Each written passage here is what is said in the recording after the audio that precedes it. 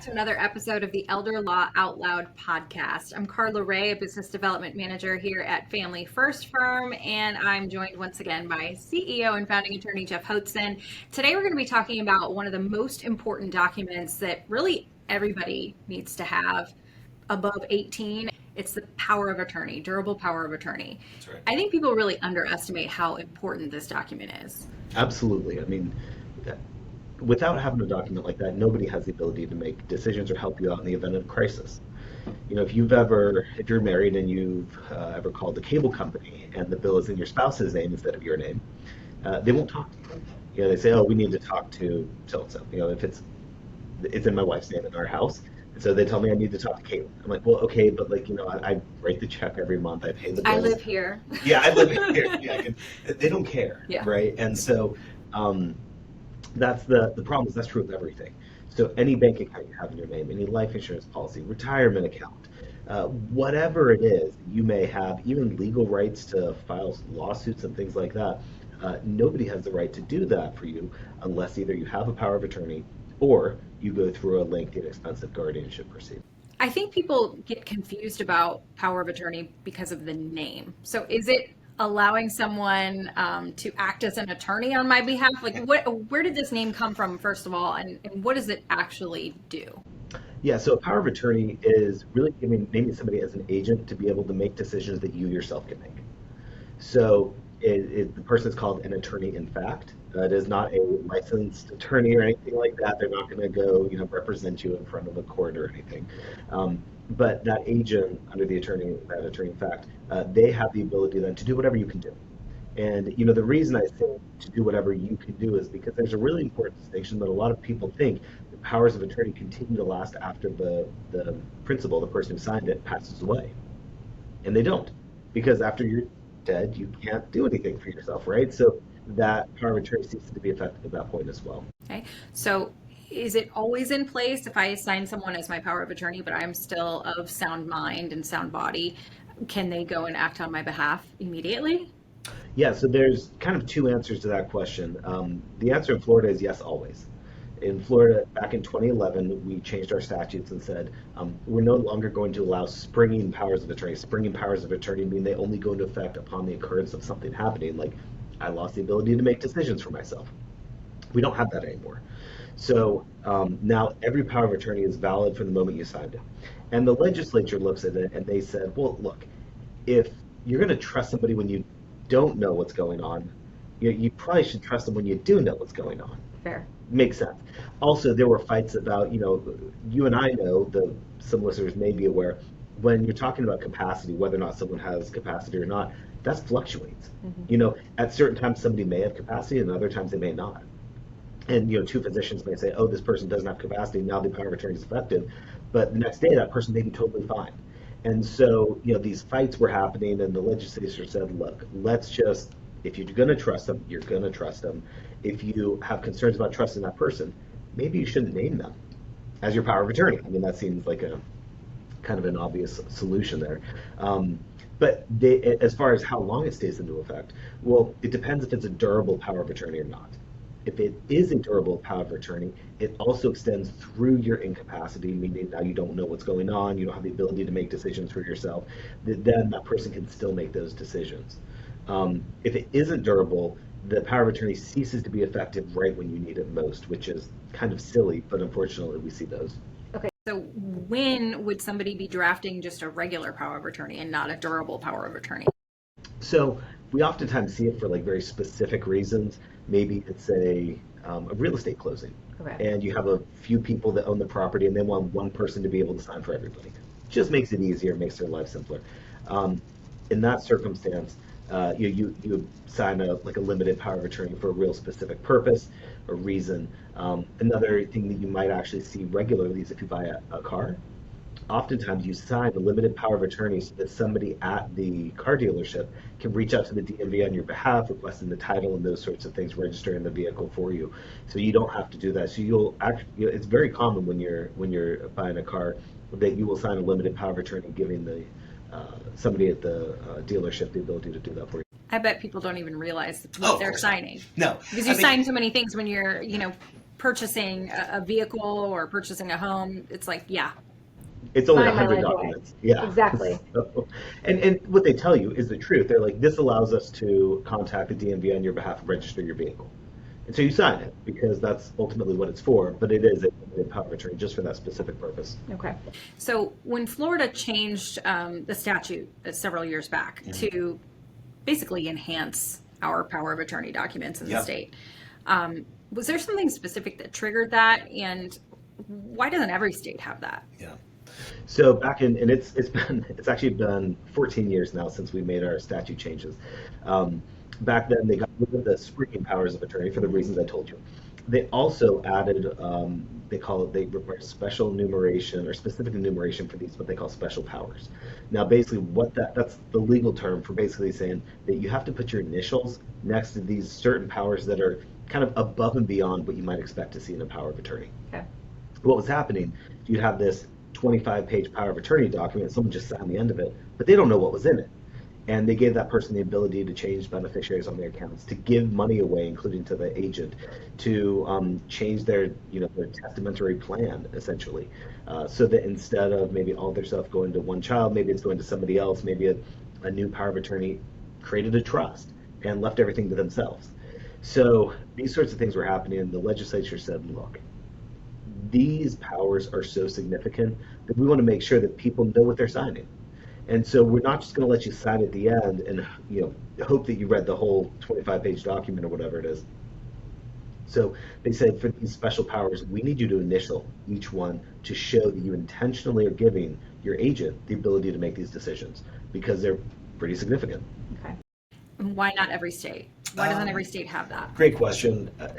Honestly, Florida is a very aged state. We have a lot of seniors here, and there is more senior-focused crime, scams, exploitation, that sort of stuff than there is anywhere else. The law is a learn better, do better sort of thing. And as we run into more seniors being exploited, those sorts of things, then we're like, okay, we need to create better laws to protect them. So that's why we updated our powers of attorney. Other states, you don't see that at all, and I don't know if maybe it's just they haven't had the exposure to it. They haven't had the crisis to necessitate those changes to their powers of attorney. Sure.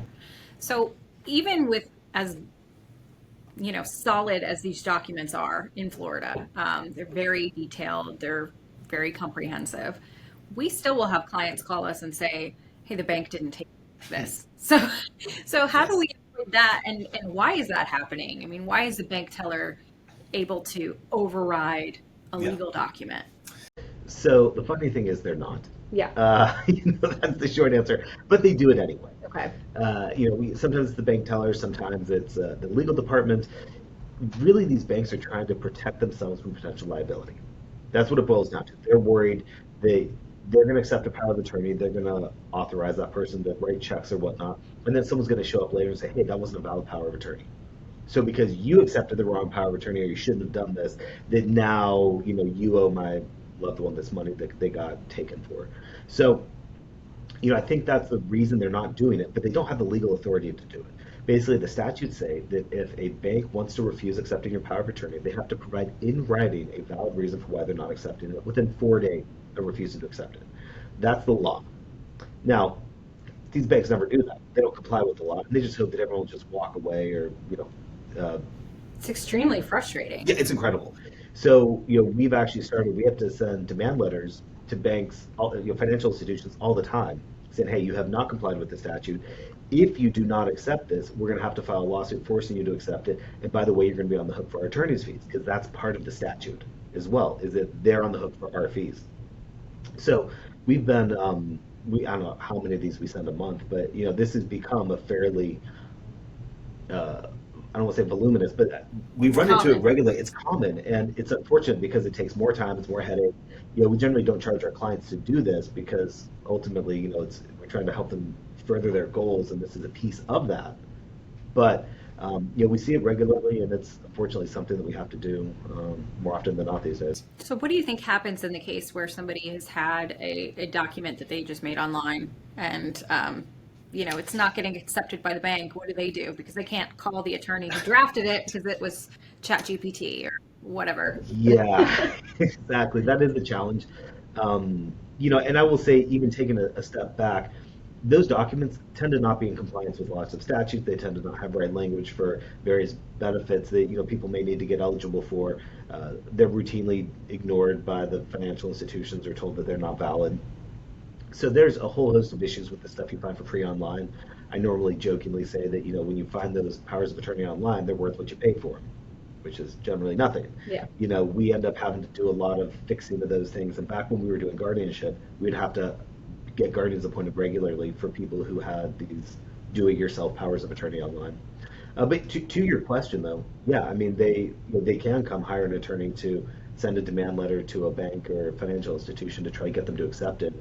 But if the document itself isn't valid, they may kind of be up a creek. There may be no options other than an expensive guardianship case. And a lot of times when someone is trying to use a power of attorney document at a financial institution, we'll just stay with the banks, it's an urgent matter. It's someone is in the hospital and I need to pay their mortgage or shut off their utilities, something big. Or in our line of work, we're often seeing our clients needing to set up special trusts in order for Medicaid qualification.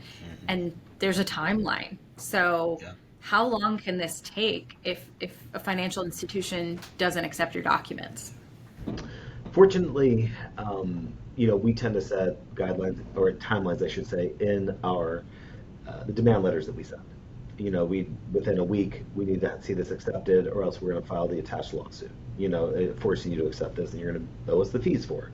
So we set those timelines, but the statutes say 4 days. They have to decide whether or not they're going to accept it. If they don't, and you don't have an attorney, I mean, you may never get it accepted. That's the unfortunate thing. So we try to unfortunately throw our weight around and threaten our way to getting the results that ultimately our clients need and are legally correct. That's a challenging thing about this. We're not trying to get the banks to do something they're not supposed to. We're just trying to get them to comply with the law. So, unfortunately, every situation is different. Every bank is different. We have some banks who aren't no problems at all, and they'll accept them, first time the client brings it in. And then you have banks where we're sending demand letters and that stuff, and so it can be all over the place, unfortunately. Sticking with the banking theme, I get this question a lot from clients where they are not clear on exactly the difference between assigning someone as power of attorney and assigning someone as a beneficiary on their accounts. They get those kind of mixed up in terms of what they're allowed to do with the account at the time that they're alive and then at the time of their passing. So can you break down the difference? Yeah, so we'll routinely have clients say, oh, I'm on the account. I'm like, cool, are you on as power of attorney, as a co-owner, as a beneficiary? And they're like, don't know. Yeah. I just know I'm on the account. Cool, so we have to kind of dig in and figure it out. Those are 3 areas in which, or 3 ways, I guess, you could be on an account of a loved one. And I'll just go through them quickly to kind of like explain how they work. So the power of attorney gives you the ability to write checks on the account, pay bills, deposit money, anything that person could do with their account, you can do. So power of attorney gives you the same rights as them, but you do not own it.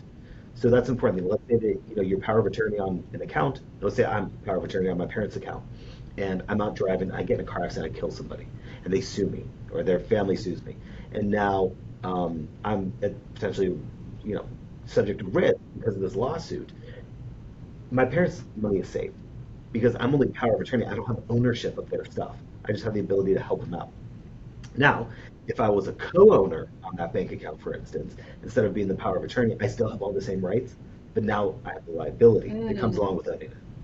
So in that case, car accident, lawsuit, they can be coming after my parents' bank account because my name's on it and I'm a co-owner, and they can come after anything that I own. So that's a reason that we oftentimes tell people, hey, don't add your names to houses or bank accounts or things like that, because, and it doesn't even have to be something like a lawsuit. It could be something more common like a divorce. Oh, now that's marital property. That's in your name. And, you're going to have potentially soon to be ex-spouse trying to get half of your parents' money or whatever that is. So does that happen? It can, yeah, for sure. Wow. So, those are reasons that we generally recommend, hey, don't add people's names as co-owners. Finally, when we talk about beneficiaries, I'm like, if you want to leave something to a loved one, maybe do power of attorney and have them be beneficiary. Because beneficiary just says, hey, whatever's left here after I pass away, they get. Now, it doesn't have to be one people. Oftentimes you can name 2 or more if you want. there are some downsides of using those strategies, and maybe we'll get into in a different podcast, but ultimately that can be a solution. So oftentimes what we recommend is do the power of attorney and become the beneficiary. Don't do that middle step of becoming a co-owner on it, because there's too many potential downsides. Is there ever a benefit to be a co-owner on someone? Generally not. Um, I see people doing it for, they call it ease.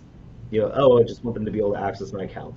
Cool, great. A power of attorney would have accomplished that, but most people just don't know that that's a solution. I cannot think of a good reason to be a co-owner unless you're trying to leave that account. Well, but even though you can use beneficiaries, I truly don't see any reason to be a co-owner on an account. I guess the only caveat is this, is if maybe you're trying to get eligible for a loan or something like that and you needed to show collateral, maybe that child who's now a co-owner could say, oh, look, I've got this bank account as collateral.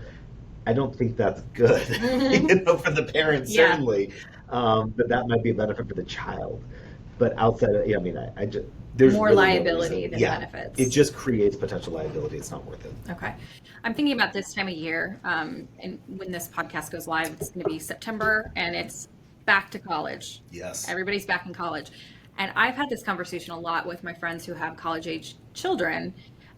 They're technically adults. Yeah, it's wild. 18, and if God forbid something were to happen, there would be no required notification or requirement for hospitals to allow the parents to make decisions. Absolutely correct.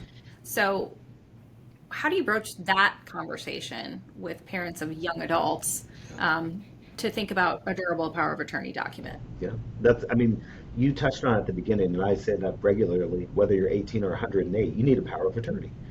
Because kind of like the situation with my spouse and the cable bill, it's the same thing for college. And it is not uncommon for people to be paying for their children to go to college. They call up the registrar to say, hey, I need to pay a bill, or I want to check on my son's grades. And they're like, well, you can't. Like, what do you mean? I've been paying this college $50,000. What do you mean I can't check on my kids' grades? Like, well, they're adults, you can't. They have to give you the ability they'll have to call in and tell me that, I can release this stuff to you. So it's a pretty significant concern. Yeah. And that's just for something simple like checking their grades.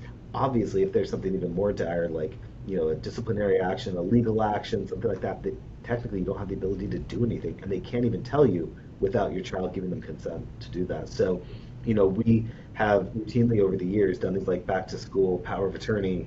Like you got a child going to college, they probably need a power of attorney to make sure that, God forbid anything happens, you have the ability to help out and support them. Because yes, they are adults. But I remember being 18. Yeah, I remember being 18, and I can't say that I was making like adult-like decisions. Yeah, you're signing up for credit cards and orientation to get a Domino's pizza. I mean, that was very commonplace in my college. So, still paying on that one. Just kidding. That's all paid off. But something for parents to definitely think about.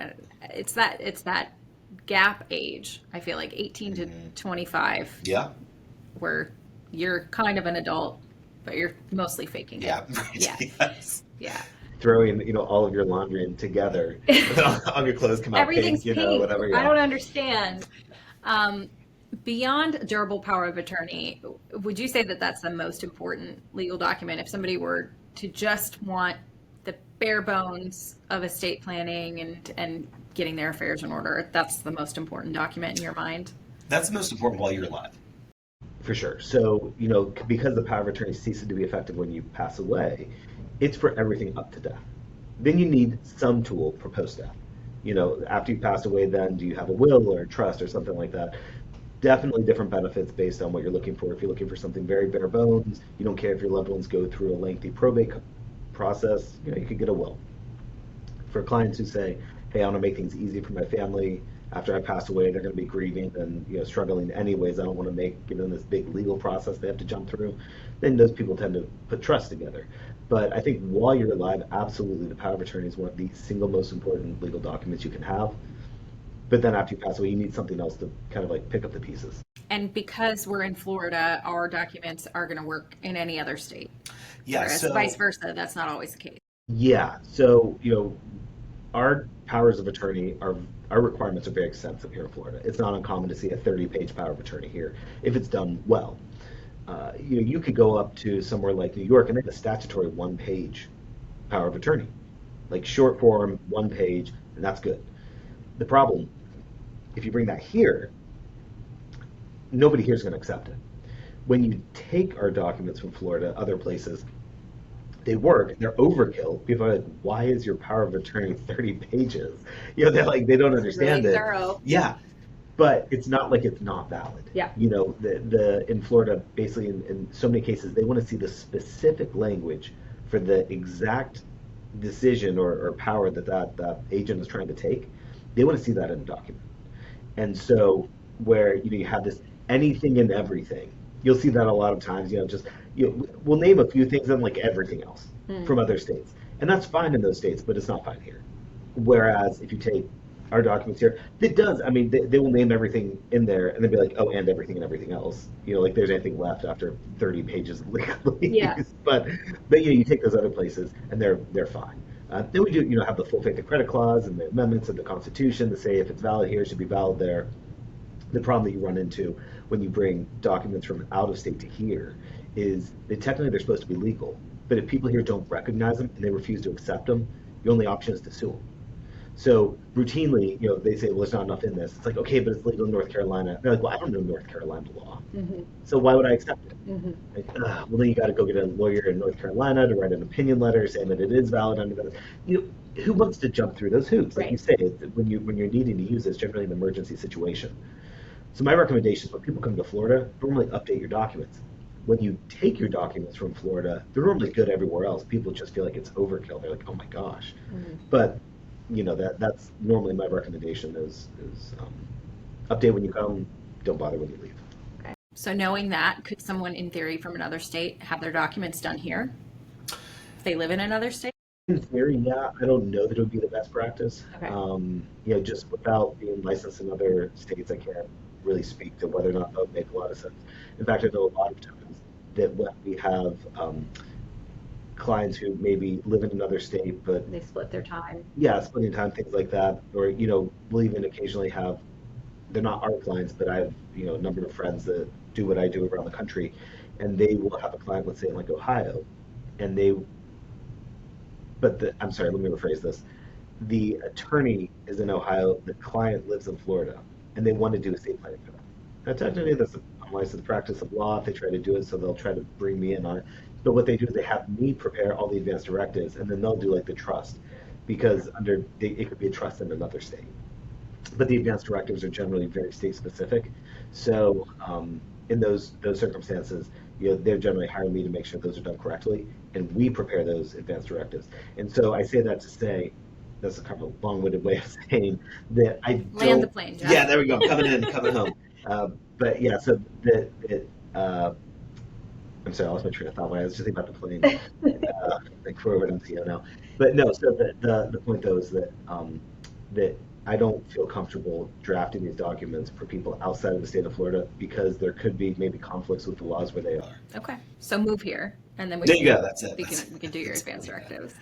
All right. Thank you so much, Jeff, for this insight. Really good information and important for everyone to know. And if you are here in Florida and you need these advance directives done, you can contact us. We have all our information in the show notes. Thanks so much for watching and listening, and we'll see you next time.